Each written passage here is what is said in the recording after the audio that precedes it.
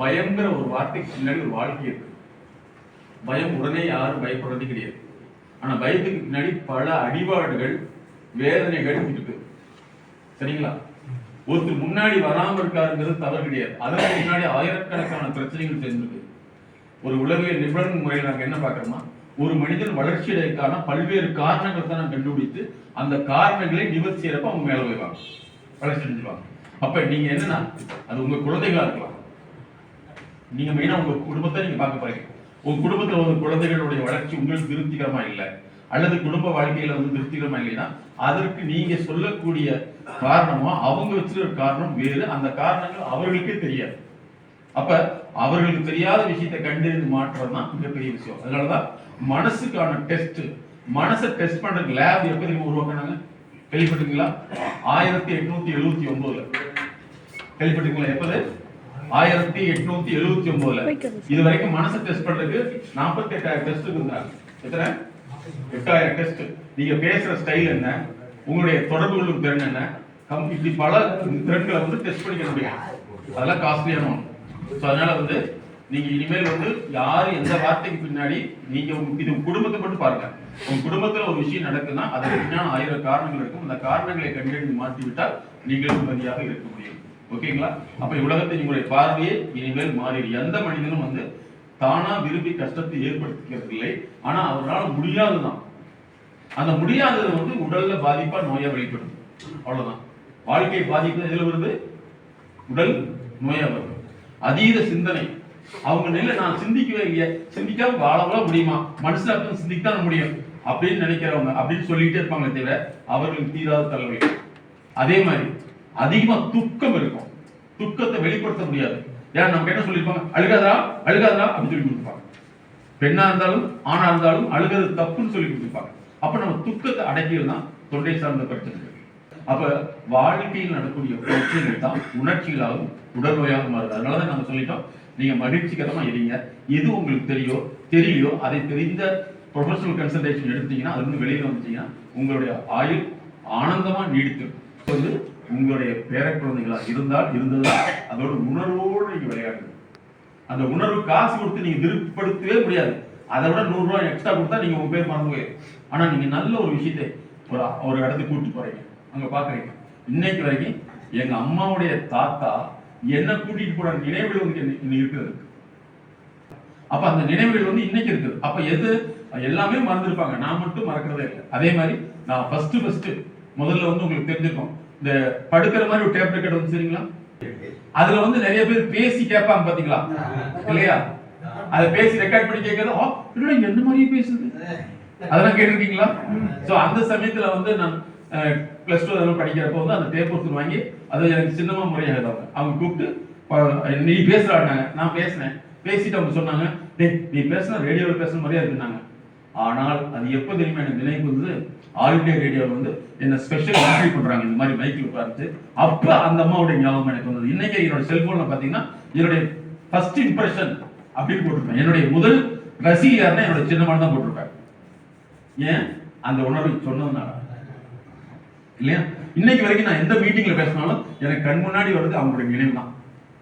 இன்னைக்கு நான் எங்க மீட்டிங் போனாலும் இந்த மைக்குன்னு குடிச்சாலே அவங்க நினைவு தான் வருது. இதுதான் நீங்க வாழ்க்கையில் செய்ய வேண்டிய ஒரு மிகப்பெரிய ஒரு விஷயம்.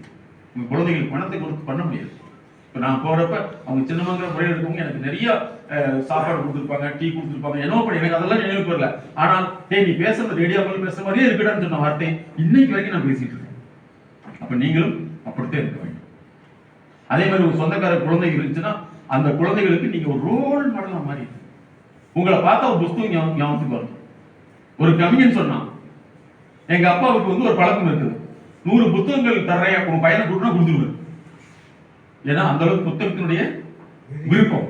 அவரு வந்து சொல்றாரு, அதனால் தான் நான் புத்தகம் எழுத வரைக்கும் வந்தேன்.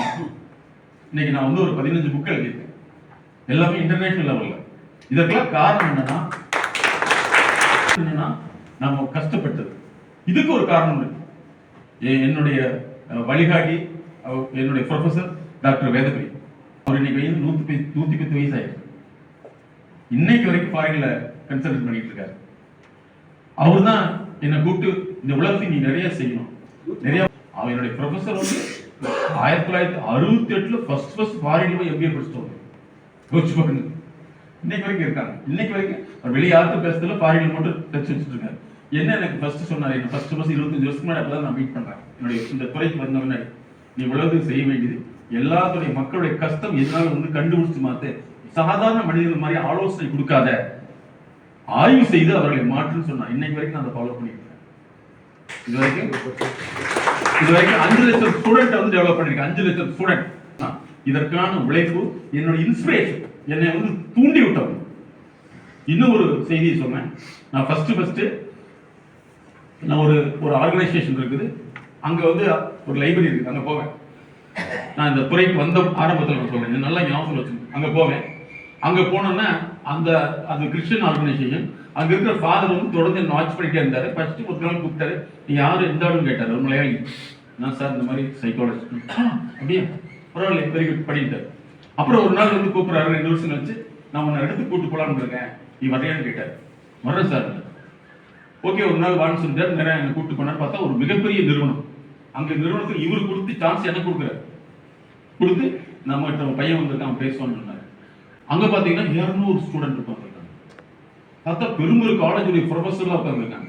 நான் அப்பதான் சின்ன பையன். சரிங்களா, எனக்கு கை ஓடு காடு ஓடல. எனக்கு கொடுத்து 10 நிமிஷம், நான் பேசுறது 4 நிமிஷம். என்ன பயம். அப்போ வந்து நான் ஒரு இடத்துல ஒர்க் பண்ணிட்டு இருந்தேன், அதாவது ஒரு கிளினிக்ல. அந்த நம்பருக்கு கூப்பிட்டு வந்தேன். ஒரு நாள் 2 வருஷம் கழிச்சு கூப்பிடுறாரு. இந்த மாதிரி நீ அங்க வந்துட்டு போனியா அப்படின்னா, ஆமா சார். எல்லாத்தையும் கேட்டா நீ பேசுறதாப்பா எல்லாத்துக்கும் புடிச்சு போச்சு. நீ எங்க இருக்க அப்படின்னாரு. சார் இங்க இருக்க, நீ என்ன வந்து பாருங்க. அப்புறம் நான் அவர் வீட்டுக்கு போனேன். அவர் யாருன்னா, அவர் தான் பாக்கியராஜுடைய வாத்தியார். பாக்கியராஜை உருவாக்குற வாத்தியார். அவர் என்ன செஞ்சாரு, நீ தான் நிறைய செய்யணும்னு சொல்லிட்டு கிட்டத்தட்ட கொரோனாவுக்கு முன்னாடி வரைக்கும் எல்லா ஸ்கூலுக்கும் சனிக்கிழமை ப்ரோக்ராம் ஆர்கனைஸ் பண்ணாரு. சனிக்கிழமை 2 hours எனக்கு ஃபீஸ் கொடுத்துருவாரு. அவங்க ஸ்கூல்ல கொடுத்துருவாங்க. இவர் கூட வந்து இவர் தான் ஆர்கனைஸ் பண்ணார். ஏன்னா இந்த சமுதாயத்தில் மாற்ற வேண்டிய விஷயம், மாணவனை மாற்றிவிட்டால், குழந்தையை மாற்றிவிட்டால் இந்த உலகம் சரியான்னு சொல்லிட்டு அப்படிதான் 5 லட்சம் மாணவர்களை நான் டெவலப் பண்ணேன். அப்ப உலகத்துக்கு பாருங்க, ஏதாவது ஒரு நல்லது செஞ்சா நமக்கு வாய்ப்பு தேடி வருதா இல்லைங்களா? அதே மாதிரி இன்னைக்கு நான் வெளிநாடு போயிட்டு இருக்கேன்னா எந்த நாட்டுக்கு நான் 10 பைசா செலவு பண்ணதில்லை. உங்களை மாதிரி என்னுடைய ப்ரோக்ராம் அட்டன் பண்ணவங்க, அவங்க குழந்தைகளை கொண்டு டெவலப் பண்ணாங்க. அவங்க எங்க போனாலும் சரி உடனே கூப்பிட்டு சொல்லிடுவாங்க, சார் தான் கன்சல்டன்ட், அவங்க எடுத்துக்கணும். அப்படிதான் என்னை நிறைய வெளிநாடுகள் கூப்பிட்டு போயிருக்காங்க. உலகத்தை நல்லா தெரிஞ்சுங்க. இந்த உலகம் ஒன்னே ஒன்று தேடி இருக்குது. நீங்கள் பயனுள்ள மனிதரா வாழ்ந்தீங்கன்னா நமக்கு மரணமே கிடையாது. இதுதான் வள்ளலார் சொல்றாரு, மரணம் இல்லாத பெருவாழ்வு, மரணம் இல்லாத பல்வ. நம்மளாம் இருந்து வாழறோம்னு நினைச்சுக்காதீங்க. நம்ம வாழ, அதனாலதான் சொன்னேன், உங்களுடைய ஆயுள் காலம் 3000. நீங்க ஒவ்வொரு டிஎன்ஏவையும் வளர்த்துங்க, ஒவ்வொன்றையும் உருவாக்குங்க. உங்களுக்கு மரணம் என்பதே கிடையாது. புதிய நண்பர்களை தேடுங்க. பழைய நண்பர்கள் பழைய கதையை பேசிட்டே இருப்பாங்க பாத்தீங்களா, டீ கடையில் உட்காந்து.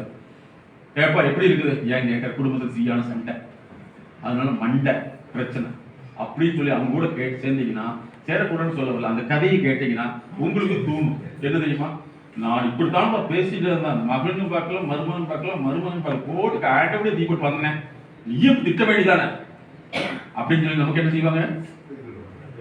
நீங்க எல்லாம் கேட்டுங்க. உலகத்துக்காக உங்க குடும்பத்தை பகைச்சிக்கவே கூடாது.